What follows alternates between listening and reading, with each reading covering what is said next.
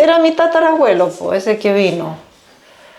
Estos son versículos bíblicos que trajeron ellos en el barco cuando vinieron. Esto lo trajo mi tatarabuelo. Esa es mi casa de Coñico, la que hizo mi papá y se quemó. Y se quemó en el 2005, me decías. 2005. Y ahora vive una familia alemana ya, ¿no? Sí, los que vinieron de la colonia Dignidad. Ellos se arrancaron de allá. ¿Ese es todo el árbol genealógico de la familia? Es parte. Es de Julio, porque es muy grande, entonces no entra todo. Yo creo que en ese ni siquiera estoy yo. ¿Y esto lo hizo su padre? Eso lo hizo en el libro de los Held, lo hicieron. Sí. Bueno, comenzamos con la entrevista. La primera de muchas. Yo soy Agustín Messer y hoy me acompaña mi invitada, la primera, Martina Held. Martina, ¿cómo estás? Muy bien. Muy bien. Con las tareas de otoño, de cosecha. Te pillamos carneando un ganso. Sí. Antes de. Así que estás en plena faena. Sí. Martina, primero, ¿quién es Martina Held y dónde nos encontramos? Soy hija de Emilio Held con María Held, segundo matrimonio de mi papá. Somos dos, yo y mi hermana Cristine, que es menor. Y mi papá se enviudó y tuvo 4 hijos antes, 3 hijas y un hijo. Y mi mamá también era viuda y tenía 2 hijos antes. Así que, pero nosotros definitivamente éramos mucho menores que el resto de los hermanos. ¿Tú eres la hija menor entonces de don Emilio? No, mi hermana es menor, la Cristine. Perfecto. Y cuéntanos, Martina, ¿a qué te dedicas actualmente? Actualmente estoy haciendo un pequeño emprendimiento aquí en un sector del campo con ovejas, una raza de carne y pelo, Catadín. Y aparte, muchas actividades que uno se dedica a hacer, pues, culturales, propias, de orden. Y todo lo que conllevan llevar casa, jardín, campo. ¿Tienes alguna profesión que esté relacionada con el campo, las tareas agrícolas? Sí, soy ingeniero agrónomo. Ya, súper relacionado. Sí, siempre me gustó el campo de chica. Y bueno, y como ingeniero agrónomo, sí, pues con eso, de eso viví muchos años. Nos dimos cuenta que este sector es principalmente agrícola, o sea, la gente acá se dedica a trabajar mucho sus campos. Sí. Y vimos muchos fundos también en las cercanías. Sí. Este sector se sigue manteniendo así desde muchos años, siempre ha sido así. ¿Y cuál es tu relación también con los vecinos? ¿Todos se dedican a lo mismo? Cuéntame un poquito del sector, digamos. Sí, es un sector netamente de pradera, así que ganadero. Ganadero lechero. Y efectivamente aquí siguen habiendo campos y se dedican a la lechería y la ganadería. Y han habido algunas parcelaciones, pero se ha mantenido bastante en orden y nos preocupamos de que haya buena convivencia y de que los que lleguen sepan dónde se puede botar la basura o cosas así y no molestar y con los perros, una buena tenencia de perros. Así que hemos estado con una buena comunidad. Eso es bueno. Sí. Cuéntanos, como bien dijiste al principio, tú eres hija de don Emilio Held. Y don Emilio Held, para quienes nos dedicamos a recopilar información de la colonización, fue uno, si no el personaje más importante que dedicó mucho tiempo de su vida a recopilar información. Sí. Cuéntanos un poco el origen de la familia Held, cómo llegan acá al sur de Chile, quizás desde dónde provienen, desde Europa, la ciudad. Sí. Cuéntanos un poquito de eso, de los orígenes. Ya. Bueno, la familia de mi papá viene de Alemania, del sector de Sachsen, Niedersachsen, que el pueblito se llama Alternitz, cerca de Zittau, cerca de Checoslovaquia, queda bien al este de Alemania, y de ahí salieron ellos, y fueron tejedores, o hilanderos Ujú. de profesión. Eso hacían ellos. Y llegaron a Puerto Montt en 1852. ¿Fueron los primeros que llegaron acá? Sí.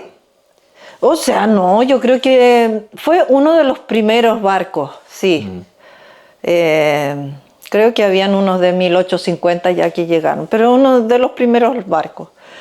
Y llegó mi bisabuelo de joven, bueno, el tatarabuelo en realidad el que emigró con su señora. Y con 2 hijas y mi bisabuelo. Perfecto. O sea, Julius Helt.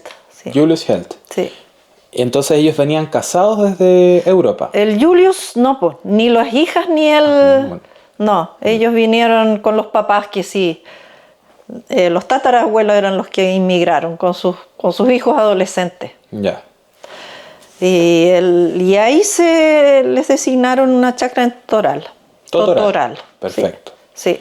Llegaron a Puerto Montt y es la típica historia que llegaron ahí, se tuvieron que quedar ahí en un galpón y de a poco llegar a su parcela y despejar, hacer una casita, y ahí ya también trabajaban con un chilote que les ayudaban y les enseñaban a usar los bueyes y todo eso que ellos no tenían idea. Ahora, ¿por qué crees que estas familias, dentro de las cuales está la familia Helt, deciden o están motivadas a emprender una nueva vida, a hacer una nueva vida en el fondo, una Sí. nueva patria, aquí en un lugar que era muy desconocido también para la época? No, sí. ¿Por qué crees tú? Yo pienso que les llegó en Alemania a oídos porque ahí Filippi fue a hacer como no sé si se puede decir propaganda, pero empezó a recorrer Alemania para decir, hoy tenemos un lugar en Chile que está deshabitado, no hay camino, no hay nada, pero les entregamos a orillas de un lago un terreno parece que les entregaban a una yunta de buey y alguna que otras herramientas para que ustedes lo colonicen y se incorpore a Chile como algo productivo. Y tengo entendido que ellos después tuvieron que pagar ese terreno, después que ya hubiesen despejado y poder sacar algún producto. Y a ellos les tocó ahí en Totoral, porque fueron repartiendo chacras desde la fábrica, Puerto Vara, después ya pasaron Totoral, después llegaron ya casi más acá, porque vinieron muchos. Y probablemente en Alemania no estaba muy bien la situación y los hijos y todo decían, oye, no, pues aquí no está bien, buena la situación, veamos otros lugares y a ver si nos podemos desarrollar ahí. Y yo creo que mi tatarabuelo, claro, tenía hijos grandes, adolescentes, no es que haya sido alguien que digo, soy joven, no tengo dónde quedarme, pero un espíritu probablemente de un poco de aventura y de salir de ahí de donde estaban. Tampoco quizás no tenían mucho más para avanzar. Ahora, cuando tú eras pequeña, entrando un poquito a tu infancia y a los orígenes también, tu padre te hablaba de sus abuelos, de su padre, en este caso tus ancestros, ¿te hablaba cómo era la vida anteriormente? Porque, por ejemplo, hay muchos relatos de la primera generación que representaba muy bien en estas pequeñas casas que hacían, muy precarias, o sea, realmente hacían casas con lo que tuvieran alrededor. Sí. Y fue una tarea titánica la que tuvieron. Entonces, don Emilio te contaba un poco de cómo era la vida antiguamente, en la primera generación, Sí. o segunda. Mucho. Sí, mucho. Y conocía los nombres de todos también, o sea, mucho. Y se interesó mucho por el progreso de su entorno, siempre. Y su papá también, todo, o sea, yo creo que eso fue automático porque estaban muchos años aislados y se dependían de ellos. Entonces se preocupaban del uno del otro, voluntariamente cooperaban entre sí. Sí, y claro, eso lo cuentan mucho, son vivencias duras. y de progreso y todo el tiempo de avance. ¿Y cómo hacían o cómo relataba dentro de la información que recopiló don Emilio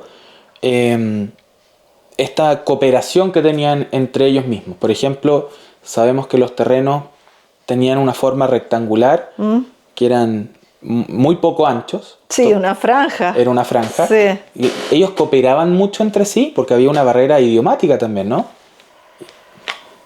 Barrera, no, porque ellos hablaban alemán, ¿no? Pues no estaban entre ellos. Pero digamos no podían conversar o relacionarse con gente, por ejemplo, de Chiloé. Yo sé que era cuando se fusionaron los dos, no, ellos no podían hablar entre ellos. Entonces una manera de poder preservar su trabajo era ayudándose entre sí, ¿cierto? Por eso los terrenos los hacían tan angostos, para que puedan ellos ir. Yo no sé, no era por eso. Yo creo que esa fue una disposición del gobierno de Chile. ¿Ya? Las chacras. Le pidieron a unos que se llama, incluso un mismo alemán que hizo la agrimensura, o no sé cómo se dice, él medía, no sé si eran 60, en esos tiempos medían, pero era cierta cantidad de metros por la orilla del lago y de ahí tenía que ir para arriba. Y por eso es tan exacto. Mi papá hizo después el plano, ese está por ahí. Y eso no era para que cooperen entre ellos. Exactamente. Sí, acá está el mapa. Ese. Eso fue una disposición que seguramente se conversó y se hizo así. Porque para arriba era todo impenetrable. Solamente se veía la playa. Y a veces ni siquiera eso porque eran acantilados y pura quila.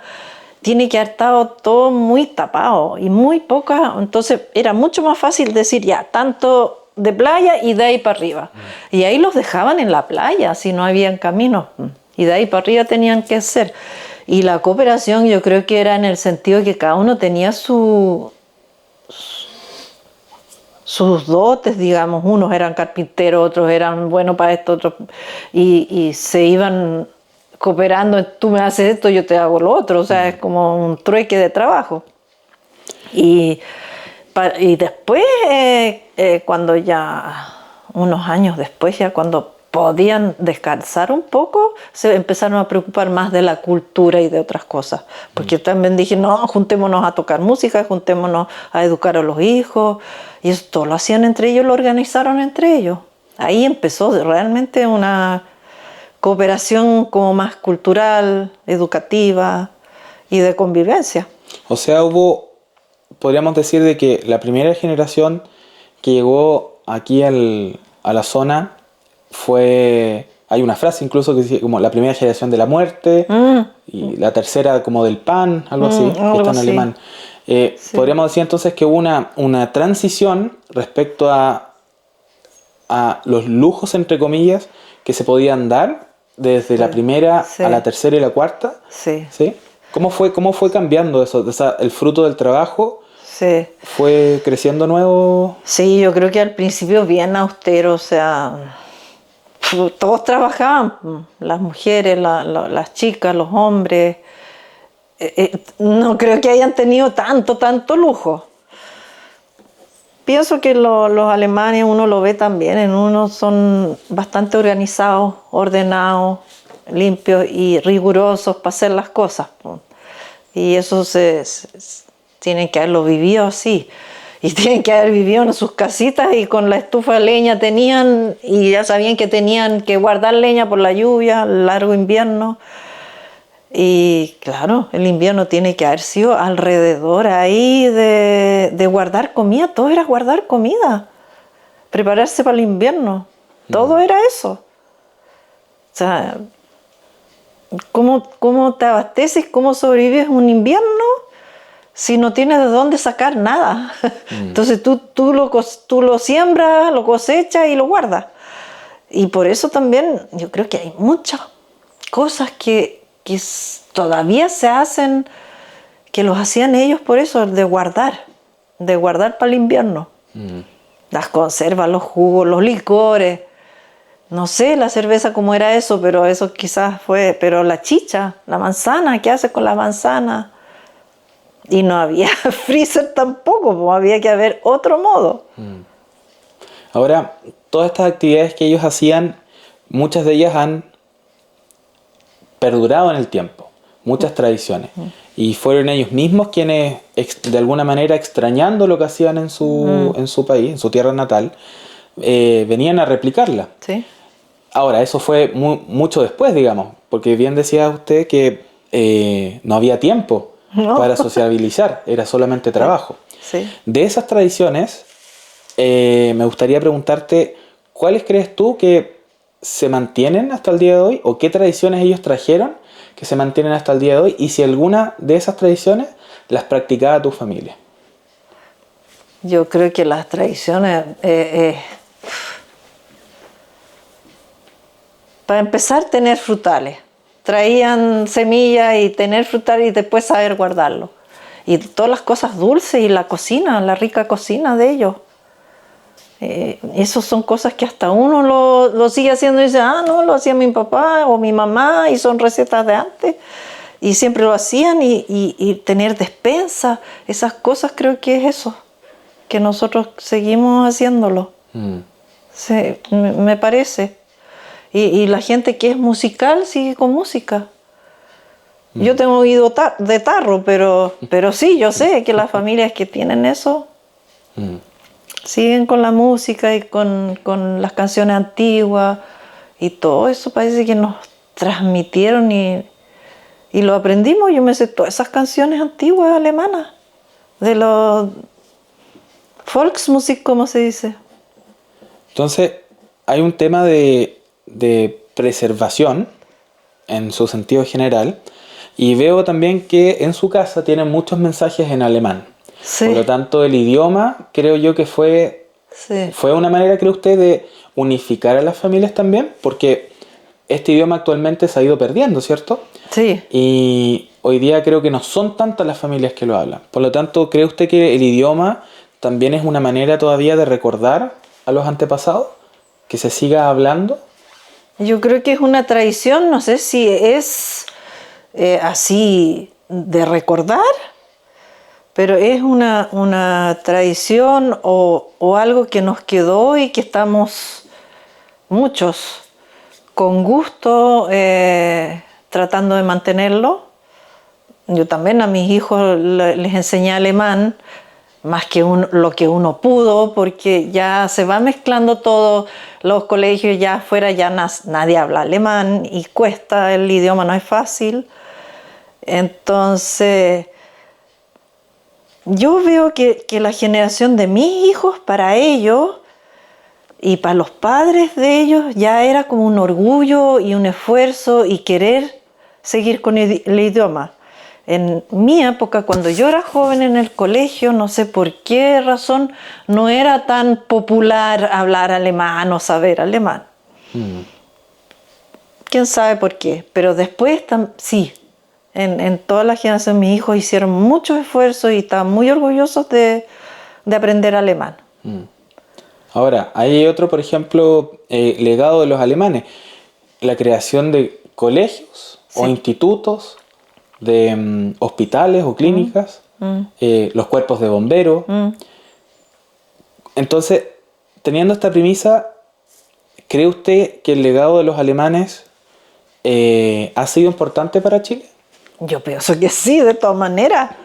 O sea, de todas maneras, hace una diferencia. Uno viaja a otros lugares de Sudamérica y donde no hubieron alemanes, una tremenda diferencia. Una tremenda diferencia de esa cultura, de alguna manera, de los bomberos, como dices tú. Y también de la manera de hacer las casas, los jardines, de trabajar. Es distinto, es distinto. De manera el trato con la gente, la misma gente como se trata entre sí. Ahora no es así que somos perfectos, pero hay de todo, pero es distinto. Uno va a la zona central, es diferente pasar por las casas ahí, los jardines que acá. Acá en Corte Alto los jardines y las casas tienen rhododendron, tienen todas estas plantas que han traído los alemanes de allá. Y esos son las flores y las plantas que abundan acá. Todo ese tipo de arbustos, eso no hay en ninguna parte. Eso obviamente, y uno después se da cuenta, si uno sale un poco y todo, oh, llegué acá, oh, qué lindo, oh, nada que ver en otro lado. Estas cosas, no, obviamente. Por eso uno tiene como que esa cuestión del sentimiento al terruño. En alemán se dice Heimat, donde tú naciste y creciste, y con las costumbres que tú naciste y creciste, eso tú lo extrañas. Ahora, entrando a lo que es su padre, bien hablábamos al principio que su padre ha sido muy influyente en toda la información que hoy en día se ha recopilado de la colonización. Ya. ¿Cuándo comienza podríamos decir al principio hobby, ya después fue a lo que se dedicó toda su vida, hasta morir incluso, teniendo obras fallecido ya, algunas todavía no lanzadas? ¿Cuándo nace este hobby y cómo lo recuerda usted a su padre, quizás en su escritorio, en algún espacio, anotando, leyendo? Sí. Mucho. Bueno, en la época donde él empezó, yo no había nacido, pero mis hermanas me contaban, y él también después, y yo como me dediqué después a sus cosas y a leer todas sus cosas, y él también después contaba cómo empezó. Incluso le dije, papi, por favor, tú siempre nos cuentas, y nosotros a veces uno le entra por aquí, le sale por allá, porque...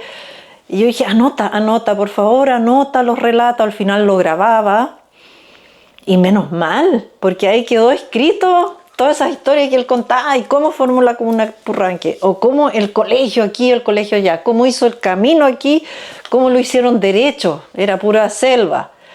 Y todas esas cosas después le dije, anótalo, anécdotas con gente. Así que ahí tengo todos esos relatos, menos mal, porque uno se olvida si no, uno se olvida de lo que cuentan. Pero él cuenta, mi abuelo ya, su papá, que le dieron los bajos de la casa que tú mostraste ahí. Él también, a pesar de que era buen agricultor y buen comerciante, comerciante de animales, digamos. Él compraba y vendía animales y sembraba, bueno, lo que hay que hacer nomás en la agricultura. Pero al parecer lo hacía bien. Igual le gustó un poco la parte del entorno, de la sociedad, del bien común y una parte intelectual, porque él fue alcalde de Puerto Octay, mi abuelo. Y seguramente mi papá también vio eso y después se casó. Mi papá se vino acá en los años 20 o 24. Cuando se casan se preocupan de tratar de salir adelante. Campos que había que sacar todo, y estos campos aquí eran muy húmedos. Criaderos sapo, dicen. Claro, había que hacer fosos y todo a mano. Pero después, llegando a los años 30, él ya salían a Purranque, ya estaba el ferrocarril, ya eso empezó en 1900, cuando empezaron a salir los colonos del lago. Y Purranque era su ciudad más cercana, Corte Alto era la estación para mandar los productos a Santiago, y Purranque estaba tan mal, realmente un caserío muy pobre y muy abandonado. Y él vio eso. Y Río Negro era la capital del departamento, ¿cómo se llamaba antes? ¿Provincia? Eso? No.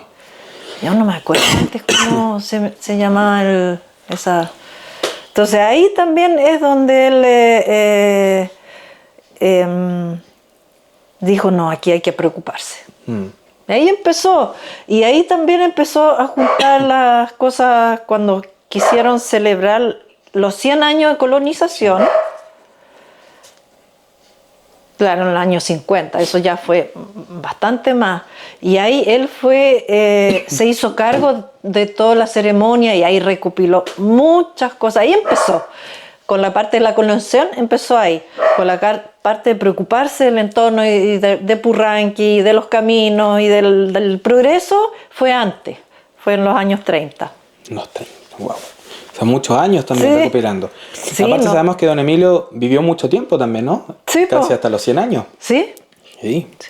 Sí, menos mal, y pudo escribir después de los 80, los 90, escribió varios libros todavía, porque ahí ya tenía el tiempo y la tranquilidad, con toda la información que tenía, hacer sus libros. Hay una diferencia grande que lo he escuchado también en la entrevista de la radio, que gentilmente nos pasó, que es cómo antiguamente las comunidades se organizaban y se interesaban también por sacar adelante el lugar donde vivían. Sí. Actualmente creo que no hay mucho de eso, realmente hay mucho interés, digamos, en lo monetario, mucho, quizá, digamos, no hay tanto interés real como era antiguamente, que todos se organizaban, que hablaban, oye, saquemos adelante este proyecto. Y en eso su padre, me dice usted, creó entonces la comuna de Purranque. También escuché que tuvo que ver con la creación de la provincia de Osorno. Ahí yo no lo sé, pero él hizo los límites para la creación de la comuna de Purranque, porque Purranque pertenecía a Río Negro y a Osorno. Ahí se me van los conocimientos de geográficos, geopolíticos de esta región. Pero él fue a Santiago, habló con los parlamentarios y dijo, no, esta cuestión no puede seguir así, necesitamos platas para que lleguen a Purranque, para eso tiene que hacerse comuna. Y ahí luchó desde dentro, o sea, él se fue a elegir como regidor en Río Negro y desde ahí empezó a hacer el trabajo. Y él salió elegido y luchó desde ahí para armar la comuna de Purranque. Y tú dices, claro, en ese tiempo la gente se preocupaba, ¿sabes por qué? Porque en ese tiempo tenían que hacerlo los privados. El Estado no estaba metido el Estado se preocupaba de las cosas más macro y todo, pero no estaba el sistema que estaban con todos sus tentáculos en todas partes y todo. El Estado se preocupaba, ahora se preocupa de todo, mal o bien. Y el privado no tiene nada que hacer ahora porque todo es a través del Estado, es otro sistema. En ese tiempo no, en ese tiempo estaban mucho más abandonados, entonces los privados y la gente se juntaba a hacer las cosas, que al final yo creo que era mucho más sano. Hay un periodo crítico, ya una vez su padre dedicándose a este rubro, ¿cierto?, de recopilar información, que fue en la época de, si no me equivoco, la Unidad Popular, o de la Reforma Agraria realmente, que fue cuando su padre tiene que irse a Alemania, ¿cierto? Sí. ¿Él te contaba cómo fue esa experiencia? ¿Por qué se tuvo que ir para allá? Sí, bueno, nosotros lo vivimos con mi hermana.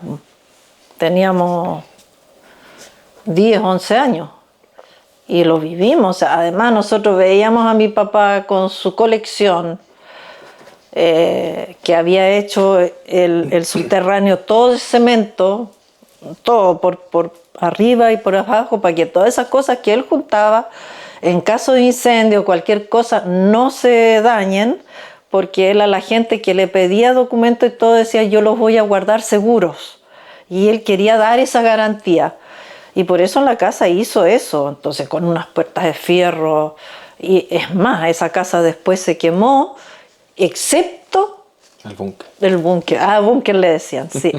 Le decían el búnker, sí, es verdad. Pero unas tremendas puertas de fierro y todo de cemento, y eso está hasta hoy día. Y ahí tenía toda su colección y se fue agrandando tanto, yo era chica, que él después ya lo ordenó de una manera donde hizo los recorridos, la gente lo iba a ver y quería conocer la historia.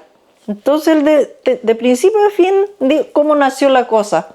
Ya, y tenía ya documentos de la colonización, o sea, de la colonia, digamos, de la colonia de Chile, cuando empezó, 1490 o 1500.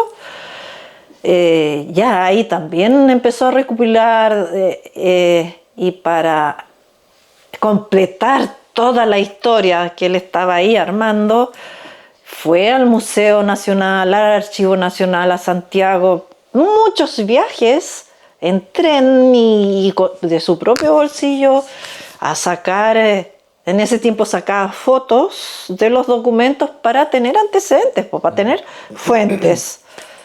Y así armó todo ese recorrido. En ese búnker tenía una mesa central, tenía alrededor, y la gente llegaba, y yo me acuerdo esto, y ahí iba mostrando, y así hasta que llegara al final, al día de hoy, o al día que estaba ahí.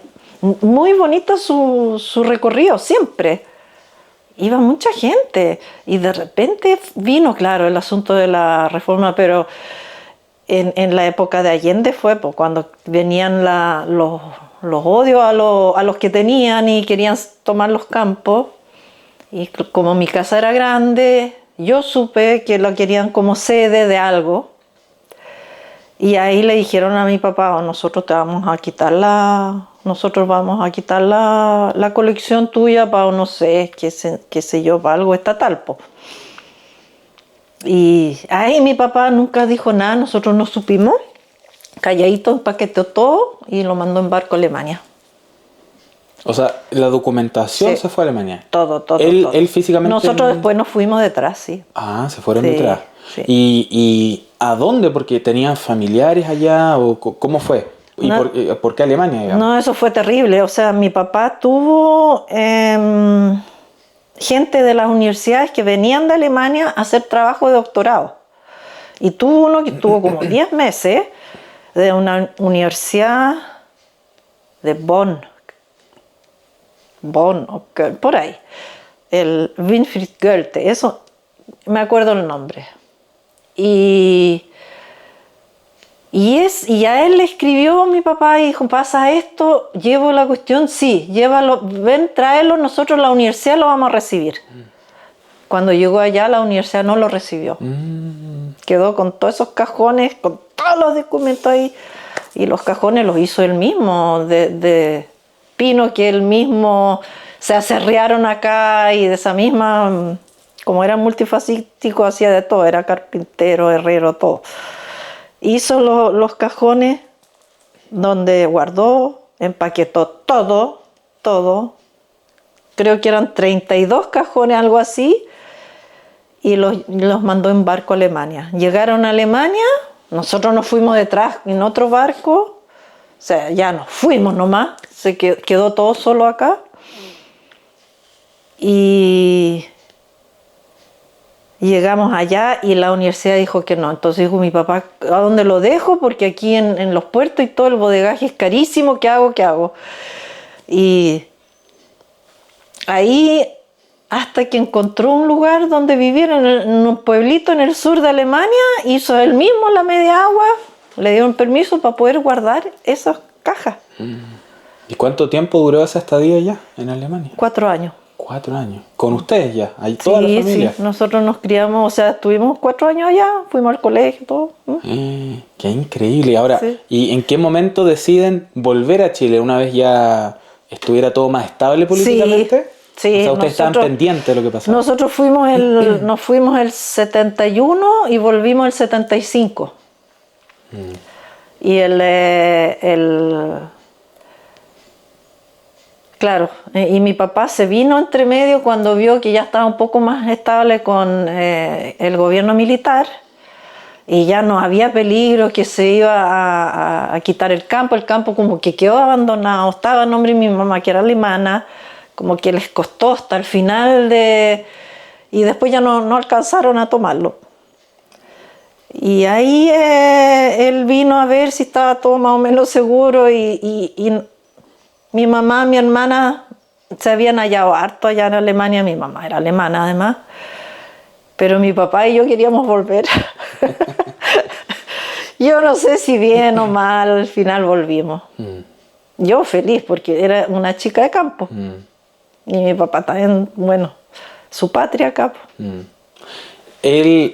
Acá pasa una cosa interesante que si bien hay mucha influencia respecto a los orígenes, muchas de estas generaciones creo yo que se sentía bien chileno a pesar de... Sí, pues.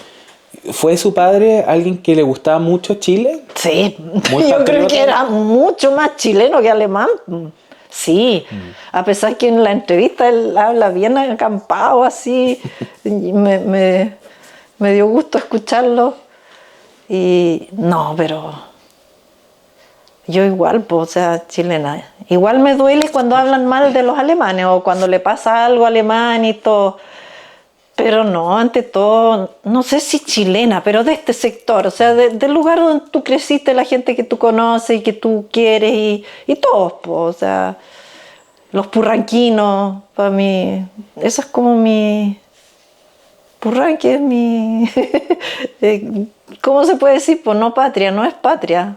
Es el lugar donde yo crecí, el lugar que yo amo y la gente que yo amo. O yo entiendo o me crecí con ellos. Hay un vecino de nosotros allá en Ensenada, que es don Sergio y, si no me equivoco, se llama Annelies Payer. La Anneliese, sí. Anneliese. Ella es alemana y don Sergio es chileno. Nos contaba cómo don Emilio muchas veces salieron con ellos, y contigo probablemente también, a recorrer la cuenca del lago, no sé si casa por casa, contando esto que estaba haciendo tu padre, y cómo iba a hablar con la gente, a recopilar información, a buscar documentos. Sí. Cuéntanos un poquito de esa labor, porque en un momento en donde no existía internet, donde no existían los teléfonos, poca comunicación, cuéntanos un poquito cómo recuerdas también esos momentos donde salían a recorrer con don Emilio, con tu padre. No, sí, es cierto. Antes que fuéramos a Alemania, tenía, bueno, 11 años cuando nos fuimos, pero sí recuerdo que él contaba que iba a las casas a recopilar documentos o libros, y no siempre ellos... la gente entregaba, es obvio, porque uno ama sus cosas y las cosas de los abuelos, pero algunos entendían, sí, ¿qué voy a hacer yo con ellos? A lo mejor sí podían entregarlo. Y después, cuando volvimos, yo ya tenía 15 años y mi papá ya más de edad. Como todo el mundo en esos tiempos, uno vivía muy austeros. Y todo con la debacle, igual de haber sido todo, la cuestión económica no era muy bullante, y teníamos un auto viejo, no una cacharra para decir, y mi papá ya a cierta edad ya como que le costaba más manejar o ser más, entonces nos pedía a nosotros manejar y recorrer. Y ahí nos tocó con mi hermana muchas veces ir a recorrer, para hacer el libro de los cementerios, recorrimos todo alrededor del lago buscando cementerios en las casas atrás. Y recuerdo, y mi hermana igual, que pillamos muchos ahí entre medio de las vegetaciones. Esas son cosas que pasamos nosotras. Y a veces nosotros igual, que en el verano ya, hay que salir. Y nosotros, vacaciones, yo con un día lindo quería solearme. No, teníamos que salir a buscar cementerio o a buscar documentos. Es verdad, eso hicimos, fuimos a muchos lugares. También después Loncotoro, Nueva Brauna, en la costa, muchos lugares, muchos. En muchas partes lo recibían bien y se ponían de acuerdo para entregar cosas, o en muchas le contaban las historias. Después se hizo muy amigo con Pedro Felmer, que el papá de Antonio, que él juntaba artefactos y mi papá juntaba documentos. Pero a veces también mi papá tenía artefactos, entonces se los iban intercambiando. Como estaban en las mismas, se entendían muy bien. Sí, nos tocó hacer eso, nos tocó. Y ahora que toca el tema de don Pedro Felmer y lo que ellos han hecho en Braunau, a propósito de recopilar información.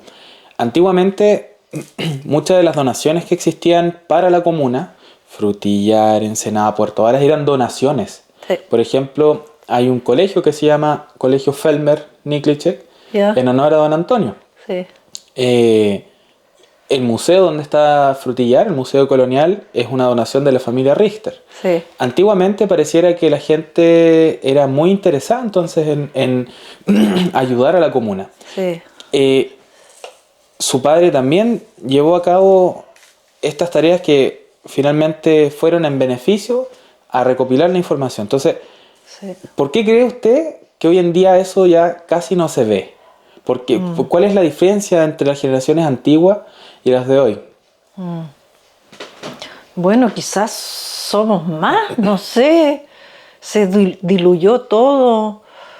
Y mi papá tenía y todos estos que juntaban en esos tiempos, yo quiero que se conozca la historia. Eso siempre él dijo, yo quiero que se conozca la historia. Y yo quiero que la gente sepa. Y porque además también circulaban cosas que no eran verdad. Entonces, no, yo sé que no fue así, quiero dejarlo para la comunidad, para el resto.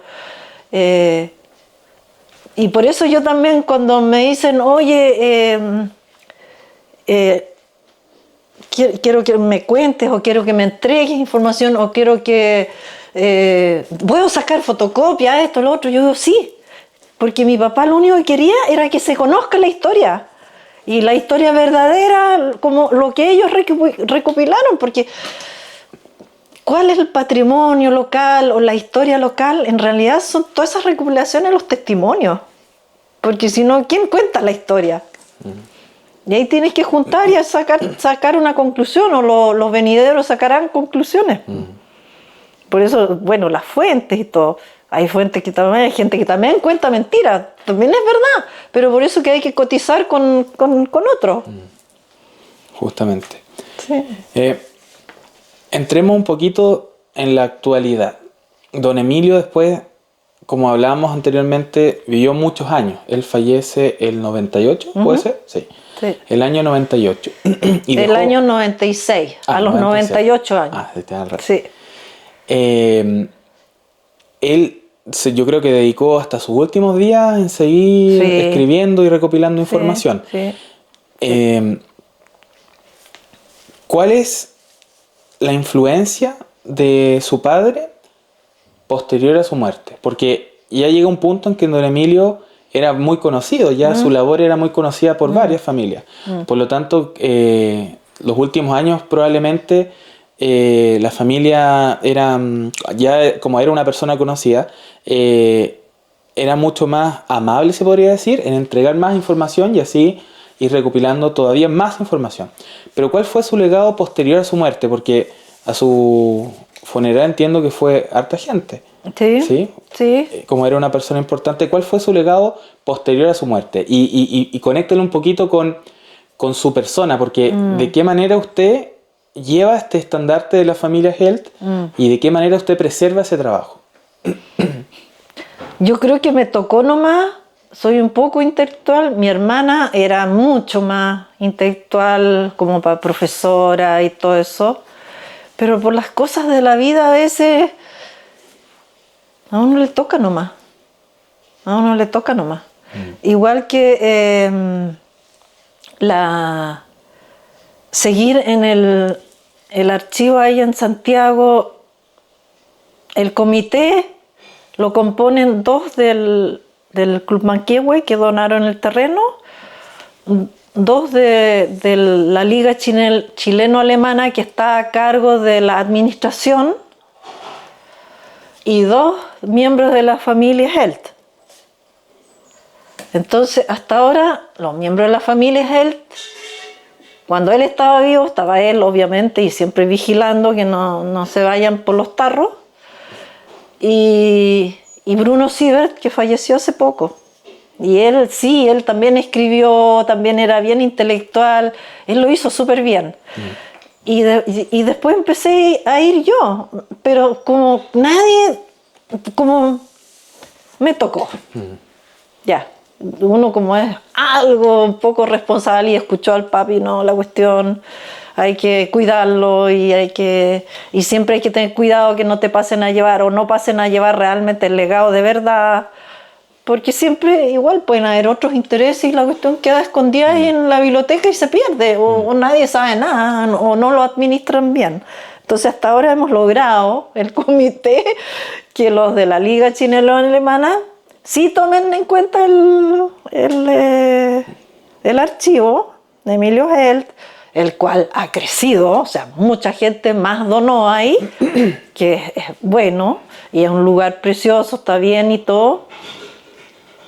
Y ahí, bueno, la Annelise te puede contar toda la historia y todas las que han pasado ahí, es lo mismo.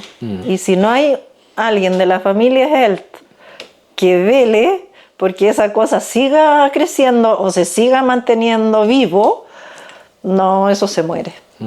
Porque no es fácil, no es fácil. ¿Y su padre tenía miedo de que esta historia se pierda? Una vez, cuando él estaba cercano, ya era una edad avanzada, digamos, él tenía miedo que esta historia se pierda, que ustedes no lo continúen.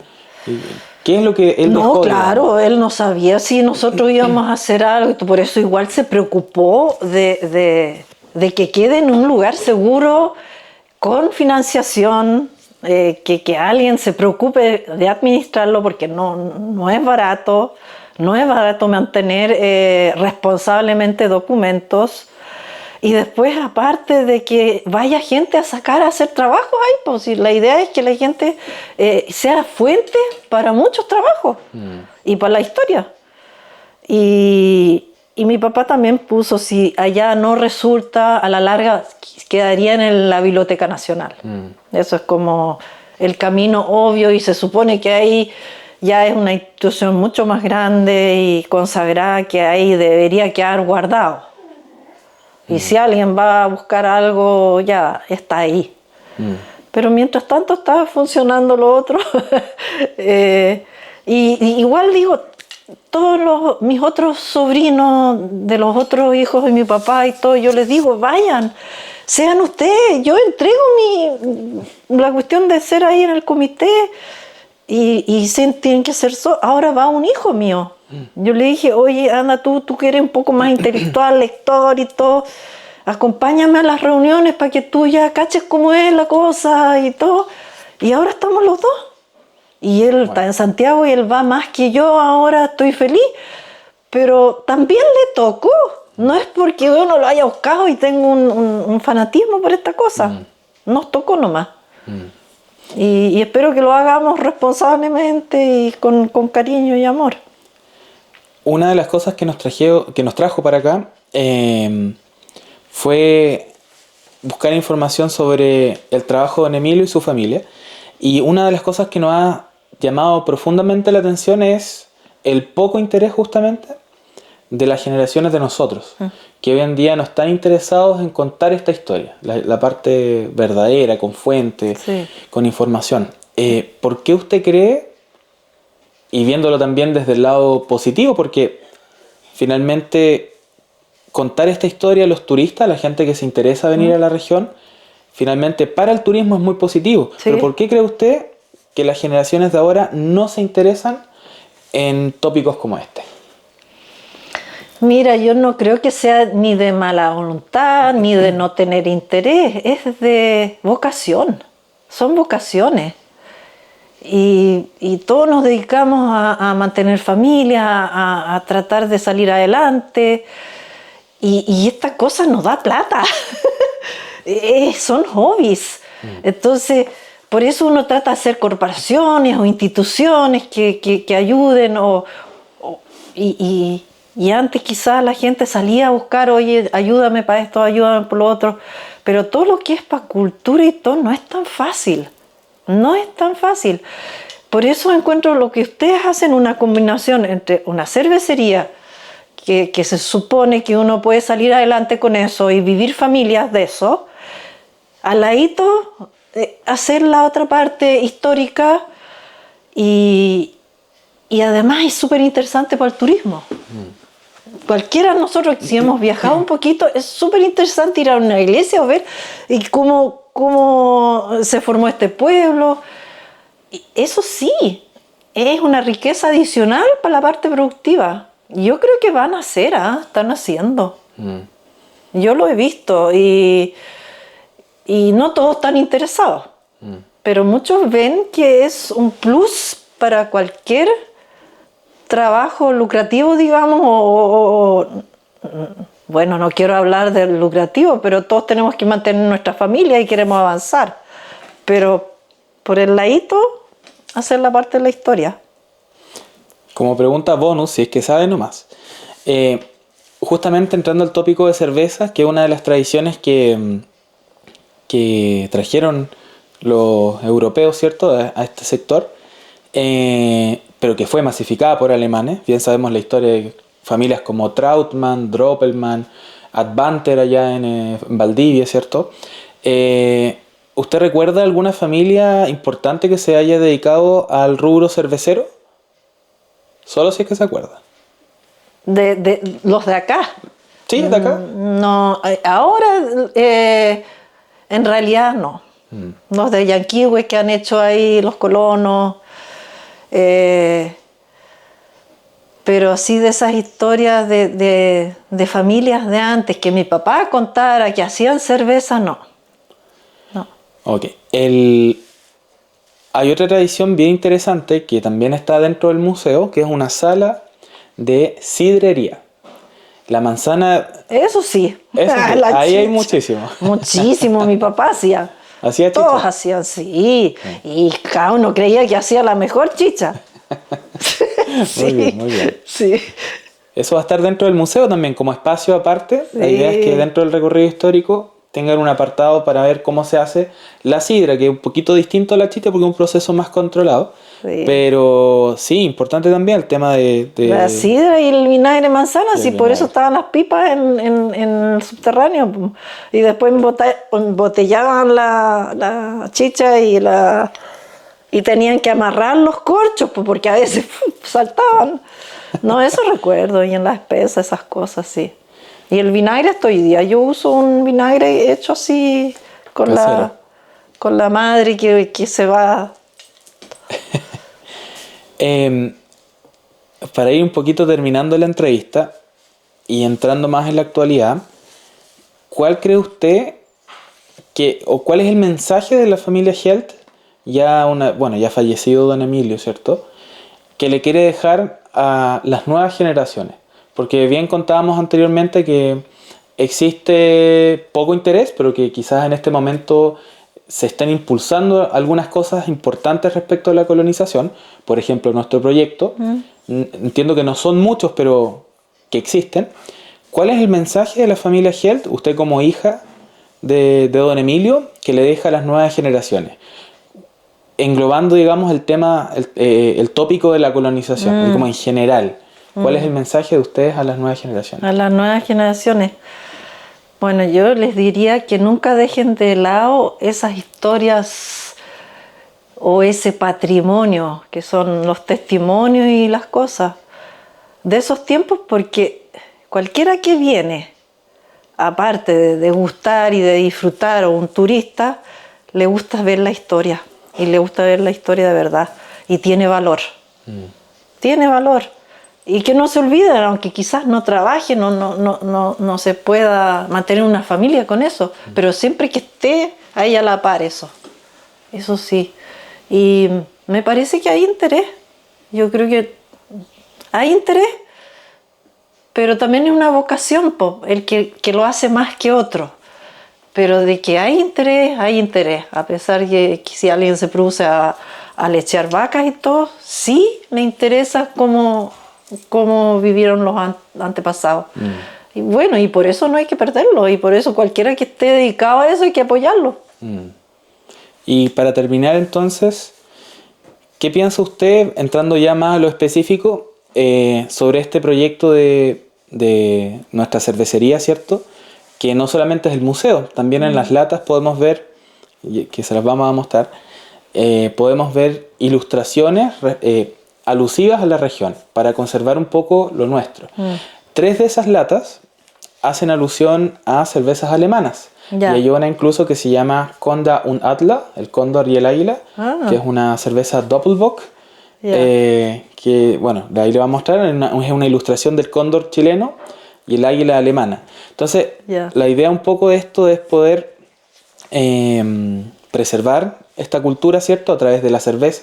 Sí. ¿Qué piensa usted sobre este tipo de iniciativas, que ya hablamos que no existen tantas, y que sean personas jóvenes quienes estén impulsando esto?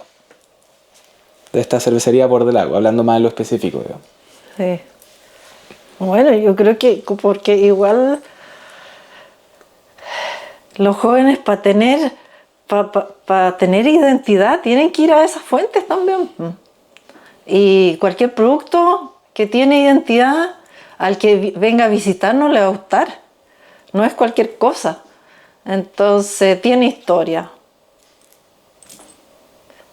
No sé qué más ahí podría ser. Y en todas partes, o sea, uno va a Alemania y todo tiene historia ahí, todo. Todos sus licores, sus cervezas, todo es local.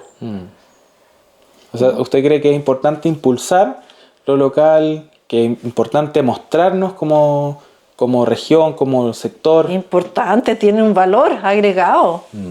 Sí, importante. Yo creo que lo van a valorar. La gente lo valora. El público, el turista, la gente local, todos. Pienso, yo vivo en un sector donde sí, yo creo que se valora. No sé cómo es en la zona central la gente ahí, o en Santiago, el santiaguino quizás tienen otra vida, pero si vienen a visitarnos acá, obviamente yo creo que eso se valora y yo creo que se van a llevar un pedacito de conocimientos nuevos. ¿Sí? Qué bueno. Sí. Súper. ¿Estamos? ¿Ya? Sí. Entonces, bueno, muchas gracias por la entrevista, Martina. Agradecerte por toda esta información muy valiosa de tu padre, de tu persona, del rol de la familia Helt respecto a la colonización. Esta es nuestra primera entrevista formal de esta serie de entrevistas que vamos a levantar con personajes de acá de la región de los lagos.